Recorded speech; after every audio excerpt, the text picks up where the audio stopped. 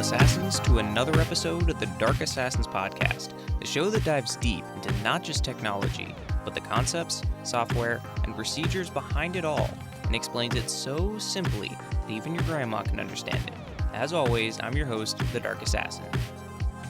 So, just when you thought I was done with my barrage against hotel security, I am back at it again, lobbing more penetration testing ideas against them. So that is coming up in this episode, but I also wanted to talk about Homelabbers and how they have some rather very unconventional views when it comes to the priorities of their possessions, which I would argue is not very unconventional at all. But then, of course, again, I am very biased on these matters. But others that are not Homelabbers would say their priorities are rather interesting, I guess you could say. And the last thing I wanted to touch on in this episode of Operation Core Dump was the whole ruling on the quote-unquote TikTok ban and what that actually means. So that is coming up in this week's episode. But before we dive into all of that goodness, let us start off with this week's trivia question. So Steve Jobs and Steve Wozniak are famous for the role they played in founding Apple. However, Apple also has a lesser-known third founder. What is his name? So what is the name of the third founder of Apple that was not Steve Jobs or Steve Wozniak? And that is your trivia question for the week. Now, before we get into the cybersecurity tip, I did want to touch on a rather funny conversation I had, and it got me thinking of this idea of sometimes free is too expensive. Now, for the HomeLab case, free is always a good thing. I mean, we love free and open source software. We love when we get free hardware to play with. But sometimes that specifically that free hardware, but even potentially free software too, could be too expensive. And what I mean by that is, let's start off with the free software aspect first. Now, generally speaking, I have been a huge fan of free and open source software, and I try to, wherever possible, use that as my kind of default solution for anything I need. And generally, I don't really have any kinds of issues with it. But depending on what kind of free software you're using, you may have to put a lot more effort into it to get a result that you would expect out of it. So in which case, the time you invest could be too expensive for the task that you're trying to do. And then the more obvious one is when it comes to free hardware. Now, everyone loves getting themselves some free servers. I mean, who doesn't? I mean, I would be more than happy to take a free server, but you also have to be cautious of what kind of server you're getting, because just because it's free does not mean the power that it sucks down is also free.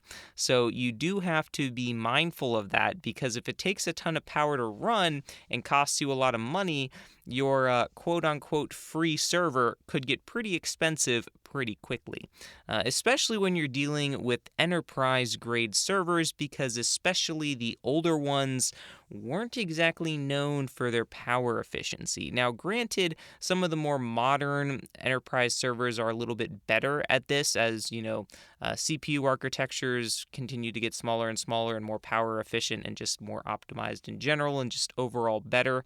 The process node shrinking and making everything just more efficient.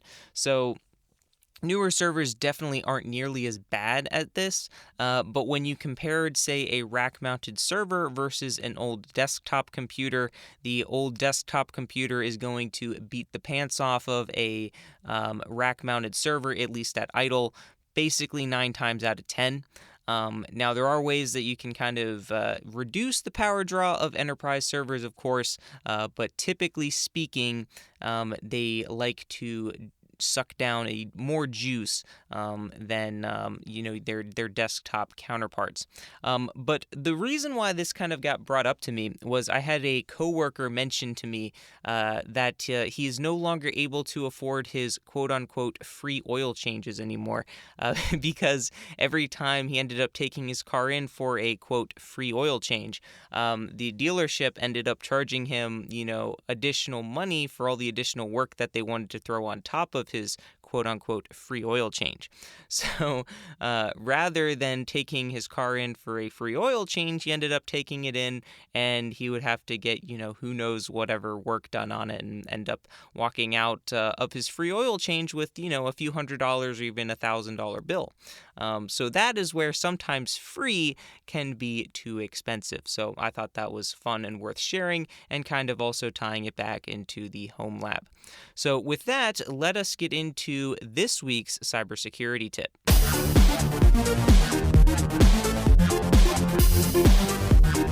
This week's cybersecurity tip is to think like a pen tester or a hacker in order to avoid getting yourself hacked.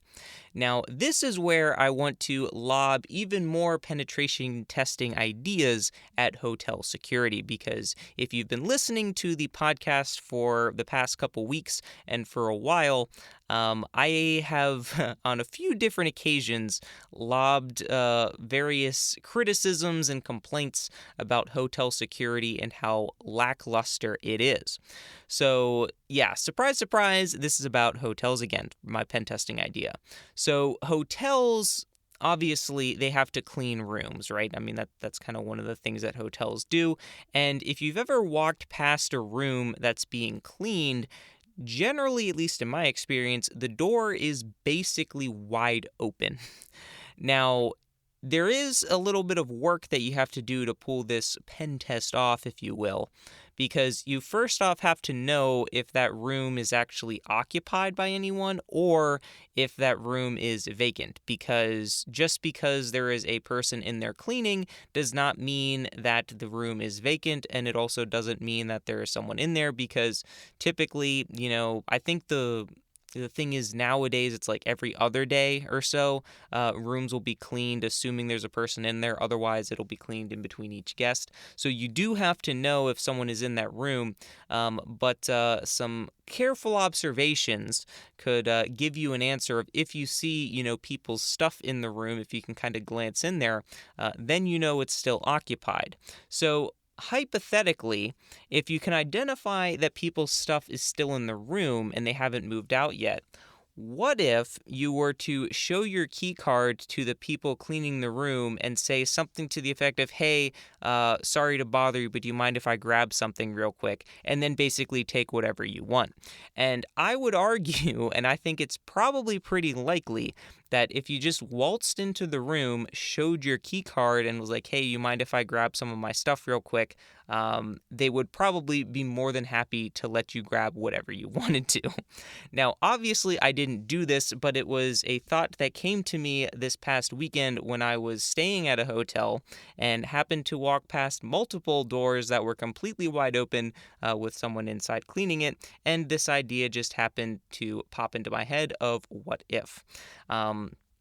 Because as we've kind of covered through the past few episodes where we've talked about hotel security, at least in my opinion, is a lot like drywall. It looks pretty solid, but you throw a punch at it and you go right through. Just kind of like hotel security, they make sure that you check in and, they verify your identity when you check in. But once you have the key card, you basically get free reign of the place. And even if you don't have a key card, sometimes it is rather easy to spoof and claim that you're someone else and not actually on the reservation. Since I did have a friend also this week tell me that one time him and some buddies were at a hotel and one of his friends wasn't on the room reservation and he didn't have a key with him. So he went to the front desk and asked, if he could get a key to the room. And the person was like, well, your name's not on the reservation. And long story short, I think you can see where this is going. He ended up getting a key to the room anyway. So yeah, hotel security, 10 out of 10, definitely would recommend. Um, so yeah, but see, the reason why I kind of bring this up is because these are the things that you kind of have to be thinking about if you want to avoid yourself being hacked. And it's not necessarily specifically just for like hotels and whatnot. It's the same thing for if you're designing a website or you're designing any kind of server or anything that deals with user input. You should be thinking of, okay, how is someone going to go about breaking this? What kinds of user input might someone try to input here to break this? Making sure you don't have, buffers of set lengths and things like that. Making sure you're validating and parsing input appropriately, things like that.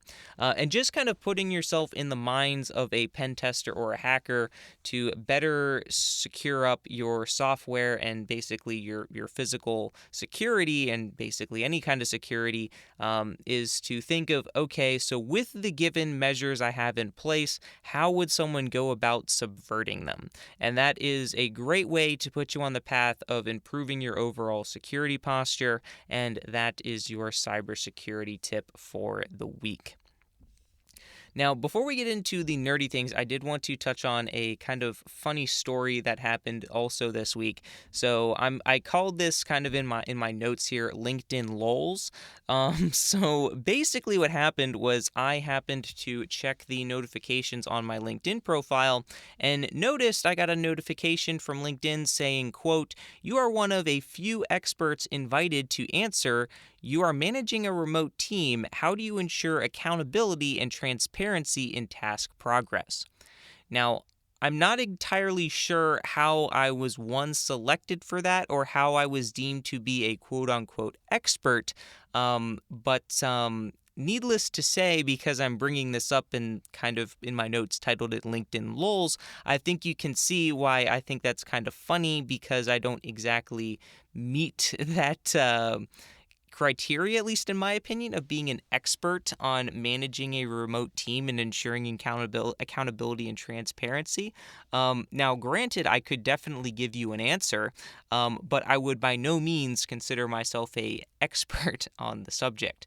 But with that said, let's move right into what nerdy stuff have I been up to this week.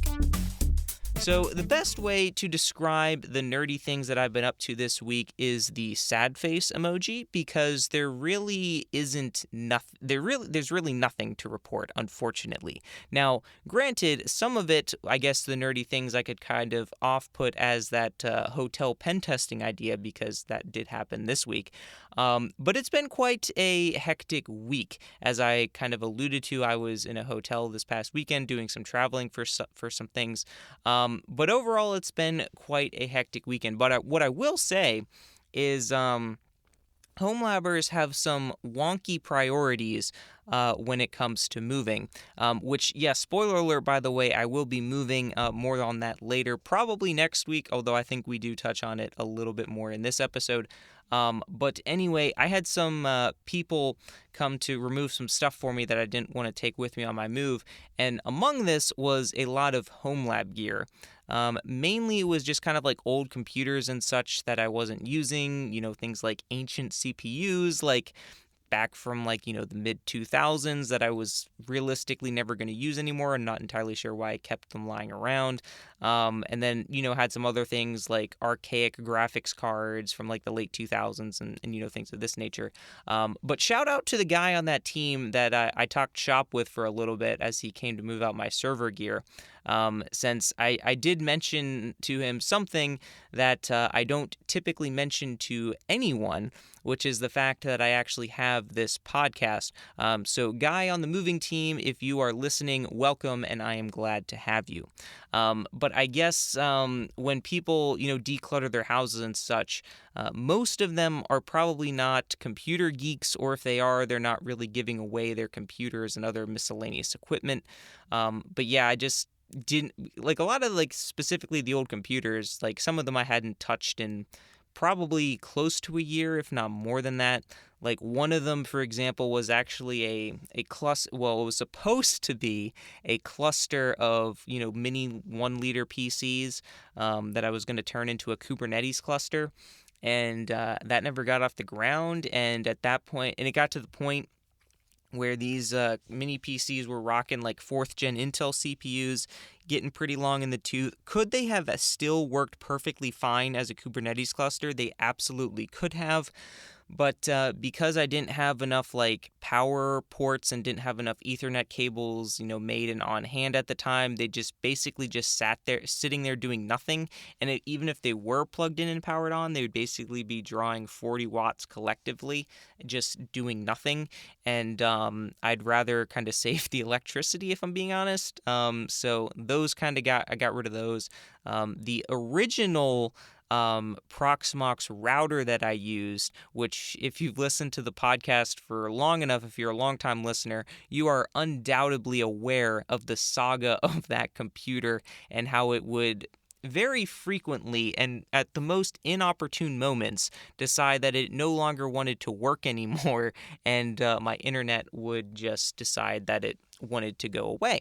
And one of the kind of out of that entire saga with that computer, probably the most embarrassing moment of it was one time I was on my Mac Mini, which happened to be on the network where that router was the router for, and I was not able to get internet access. So I contacted my ISP and was like, "Hey, my internet doesn't work. Can you do something on your end? I've tried, unplugging the coax cable on both ends and nothing's working. I've tried rebooting the router, the one the ISP gave me, and all this stuff, and nothing was working. And can you do anything for me?" So after probably like an hour of troubleshooting or so, like they were like, "Yeah, we can't find anything. We've done some rebooting on our end, and everything looks like it should be working." And I was like, "Well, it doesn't. Okay, I'll figure this out on my own." And then I come to realize that, yes, in fact, it is my fault. The router that is in my, that's kind of the router for my server and internal server network was indeed having issues. And then because as soon as I tried, searching something on my phone, which was not on that network, it worked perfectly fine. So I kind of felt like a complete idiot because the entire issue was my fault. So yeah, that router was, yeah, not the best. And since I changed it to a new computer, a new server, it's been working basically flawlessly ever since. So yeah, not necessarily too sad to see that one go. But the other thing that I got rid of was my desk, since it was one of those like really big like L-shaped type desks, which when I bought it like over 4.5 years ago, I liked it and thought it was cool. But as time grew on, I kind of grew less and less fond of it, and I was like, yeah, this isn't exactly something I want to bring with me, so I kind of became less of a fan.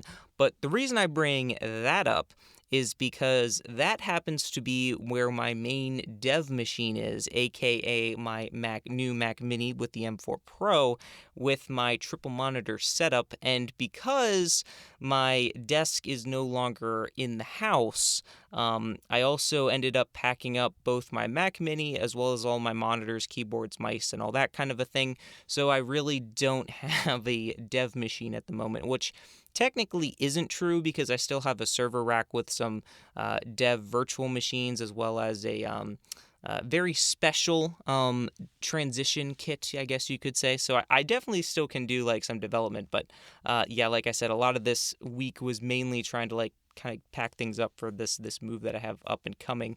But speaking of which, us Homelabbers, at least me anyway, because I can only speak for myself, apparently have a warped perception when it comes to the general public about our concerns when it comes to moving. Now, the reason I say this is because normal people, or in this context, people that are not Homelabbers, are typically worried more about things like, your small knickknacks, plates, silverware, all that kind of stuff, the fragile, valuable type things.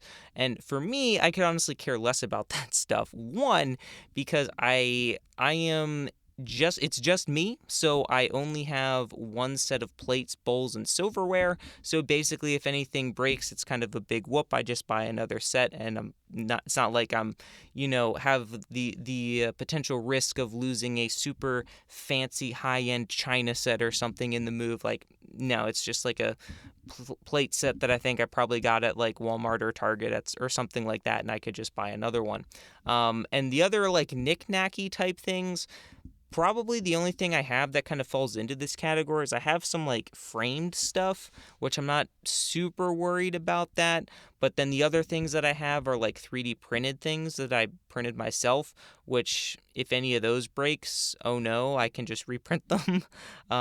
So I'm not too worried about that. But the things I am worried about is my home lab and other electronics, because when you spend as much time and money as I do in my home lab, and I think I can say this for most home labbers, that's a good chunk of your spare time and money that goes into this hobby, and you don't want to, basically flush it all down the toilet because, like you said, that's, a lot of time and money that you spend into it.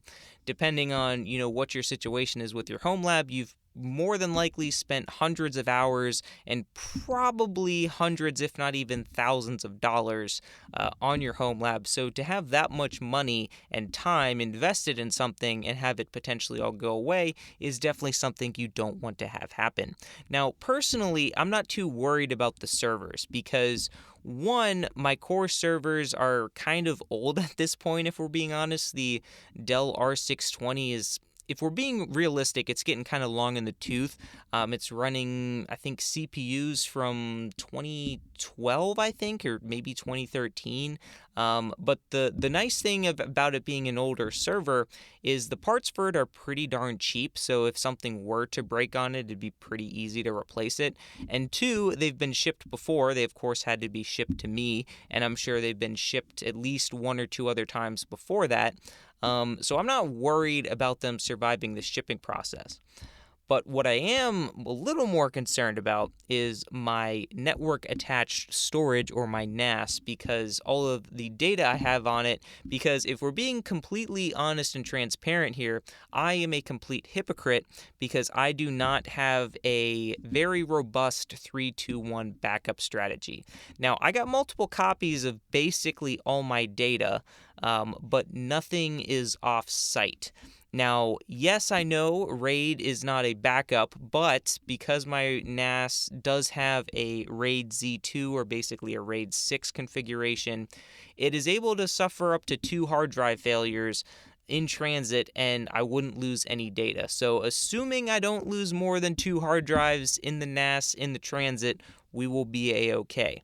But even if we do lose 3 hard drives in the NAS during transit, I still have a complete backup copy on my Xserve, which, granted, that's about like a month old at this point, so it's not like fully up to date, but it's pretty darn close.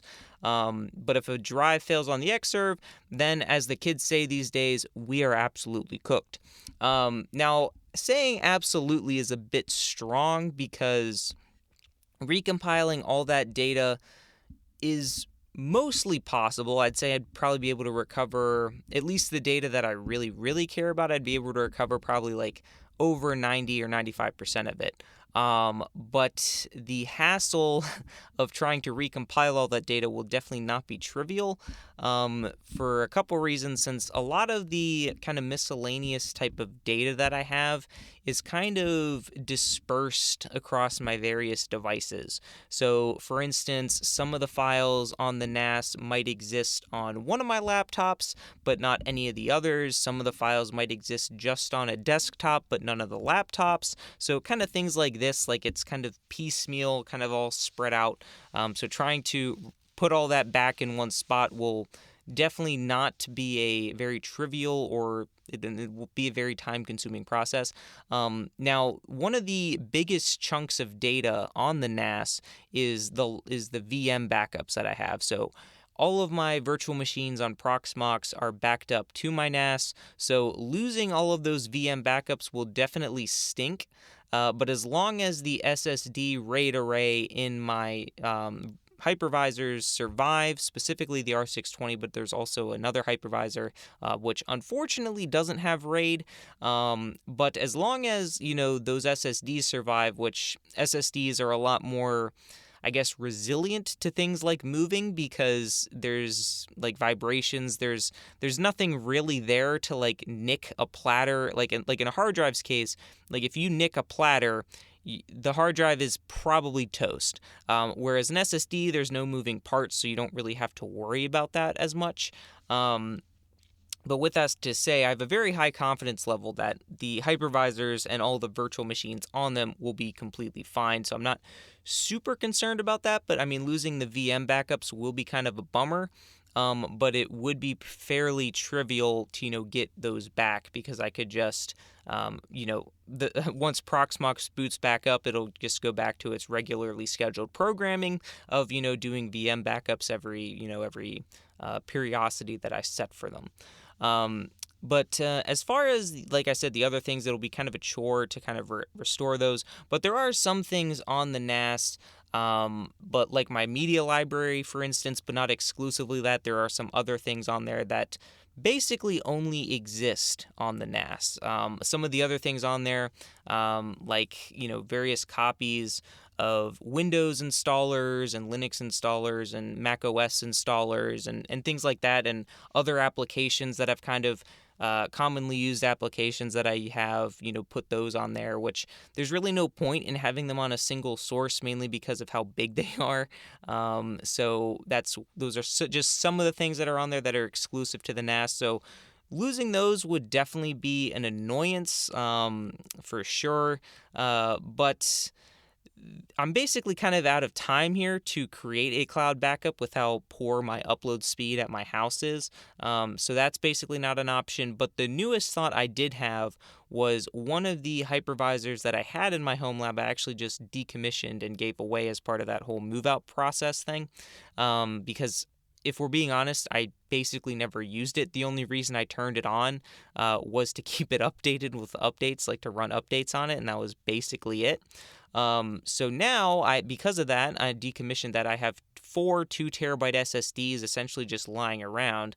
So my thought process now is to basically take those 4 SSDs and create basically a mirror of my current NAS right now, and then essentially hand carry those SSDs with me while I go down, because, I mean, of course, the servers are going to be in a moving truck, and I will take the SSDs with me in my car.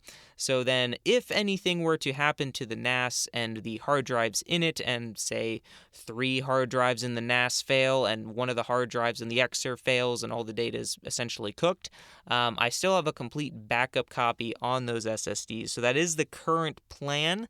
Let's see if I can follow through with that game plan with all the hecticness that's going to be this next week. But we shall see, and I will most likely have more to report on next week's episode. But moving on to the final subject, the alleged TikTok ban that was upheld by the Supreme Court.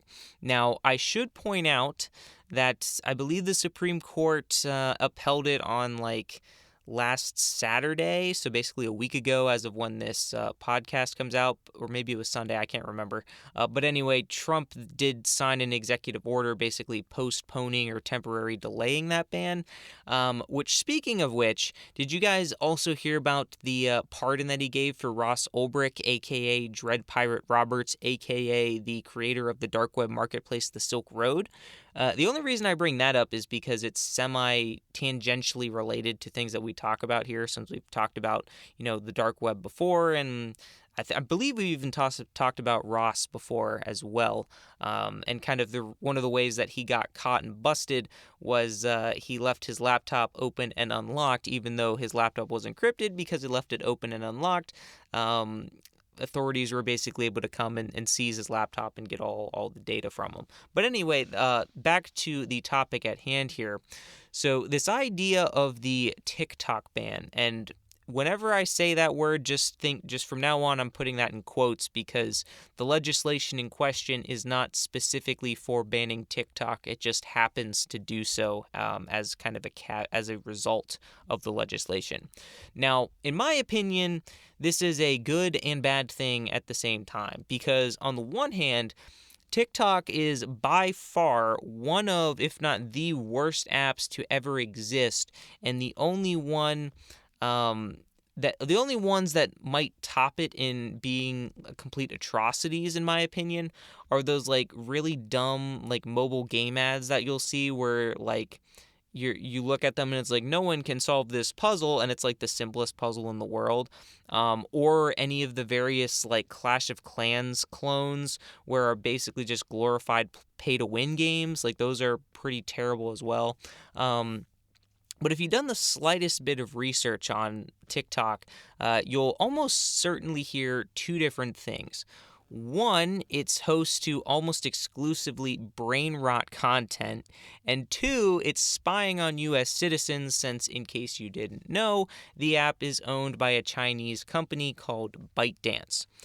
But the irony is, if you've seen what TikTok actually serves people in China, it's completely different from what it serves in the U.S. and the rest of the world, which is rather interesting because from my understanding, what they serve in China is very like, it's not the quote-unquote brain rot content. It's like very, positive and very wholesome and all the good stuff that, China wants their people to see.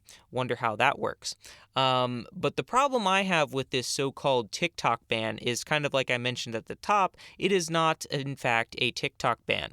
So when this legislation first kind of came forward a few months ago, we did talk about it. And the actual bill, in case you're interested, is called the Protecting Americans from Foreign Adversary Controlled Applications Act, which some tend to argue when it comes to congressional bills and the names of, bills that come out of Congress, the bill's name it'll basically do the exact opposite of what its name is. Some claim that. I'm not saying I agree with that, but some do claim that. So if you take that at face value, you are not protecting Americans from foreign adversary controlled applications, according to them. But anyway, I digress. But as a refresher, basically what this bill does is it would ban any app, and notice how I said any app, not just TikTok, it is any app that is deemed as a, quote, foreign adversary controlled application. So now, yes, for what it's worth, I don't think anyone should be using TikTok in the first place. So the fact that it is in theory banned unless something can happen in this kind of grace period that, Trump granted it with his executive order, I'm not losing any sleep over, people not being able to use TikTok because, like I said, I don't think people should be using it in the first place because how horrible it is. But my issue is that the precedent that it sets, which, again, I'm sorry that I have to use that word because I hate that word too because how overused it's become over the past few years. But, it basically sets a standard of it is okay for the U.S. to ban applications because of, quote, it is, what did I say? Basically, it's, quote, a foreign adversary controls the application.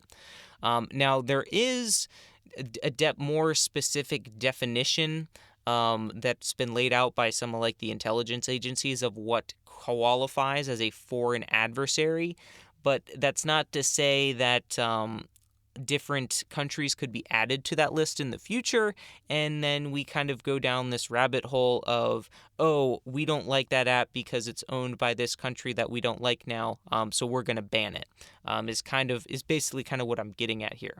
Now, the reason I kind of bring all this up is because here in the U.S., we pride ourselves on our freedom and laugh at places like China and North Korea for their extreme filtering of things like they do on the internet, for example. But now we're essentially basically doing the exact same thing here. There's a quote out there that goes, I don't remember the exact quote, but it goes something along the lines of, "I disapprove of what you have to say, but I will defend to the death your right to say it." And that's basically kind of what encompasses the United States First Amendment, right? It's, basically the freedom to basically do or say whatever you want. Even if I don't like what you have to say, I still believe that you have the right to say it, that kind of a thing. So that basically kind of sums up my view of TikTok. Like, first off, as I've mentioned, I hate the app. I think it's horrible, and I don't think anyone should have it on their phone for both a security perspective and also not being subjugated to the absolute dumpster fire that is the content on that godforsaken app. However, I don't necessarily like the good old government trying to control people, especially when it comes to what they can access on the internet, because we have all seen how that's played out in countries like China and North Korea. So I guess the TLDR here, or the too long didn't read, or because this is a podcast, too long didn't listen, is I don't think TikTok should be banned, but at the same time, I also think that everyone who hasn't installed it or created an account should keep it that way, and anyone who has installed it or created an account should delete it as soon as possible and never use the app again. Because if we want to be honest with ourselves, none of us should have social media, not just TikTok, because the disgustingly privacy invasive nature of basically all social media, it doesn't really matter, what platform you're on. It doesn't matter if you're on Twitter, or I guess X, or Facebook, or Snapchat, or Instagram, or any of them, Threads. It doesn't matter. They're all basically super privacy invasive. So essentially what it comes down to is it's a matter of who is doing the spying, i.e. which company controls the application that is doing the spying, which if it's a country that we like, then their spying is okay, but if it's a country we don't like, then their spying is not okay. So at the end of the day, that's basically the main difference, is the group that is doing the spying isn't tied to the CCP in the cases of like Facebook and Instagram and Twitter and that kind of a thing. It's the U.S. that has access to that spying should they want to like sanction the company. Whereas in the case of TikTok is owned by a company from China, and China, it's very notorious for whenever it wants data from any company in its borders, it basically says gimme gimme, and the company basically has to give China whatever they want. So yeah. That basically kind of sums it up. So I guess only time will tell what actually happens, since Trump did delay the banning of TikTok with the executive order. So I guess we will see. I think it's 75 days, I believe, from I guess the January 20th is how long that it has before something can happen. I mean, TikTok has been fairly adamant that they will not sell. But there has also been some interest, I think, from some of the billionaires in the U.S. that they are more than happy to, purchase it. So I guess we will see. But yeah, I guess to once again sum up my opinion here, I don't think it should be banned, but at the same time, I don't think anyone should be using it either. So those were the kind of things I wanted to touch on in this week's episode. I know it's a little bit shorter than our usual episode, but like I said, I was kind of busy this week with a lot of other stuff going on. But before we close out for this week's episode, let us get back to our trivia question for the week. So Steve Jobs and Steve Wozniak are famous for the role they played in founding Apple. However, Apple has also a lesser-known third founder, and what was his name? So what was the name of Apple's third lesser-known founder? If you said Ronald Wayne, congratulations, you got this week's trivia question correct. And if you enjoyed this episode, definitely be sure to leave it a rating and review and subscribe if you haven't done so already. Also be sure to share it around with all your friends and family members. And if you have any questions about this episode or have any comments or ideas or topics for future episodes, if you're on YouTube, you can leave a comment down below, or you can shoot me an email at contact@darkassassins.inc.com. And there's a link for that in the show notes down below. And that's going to do it for me in this episode of the Dark Assassins podcast. Until next time, my fellow assassins, remember, bull nothing equals true. If action not equal to null, return true. I'll see you next time on the Dark Assassins podcast.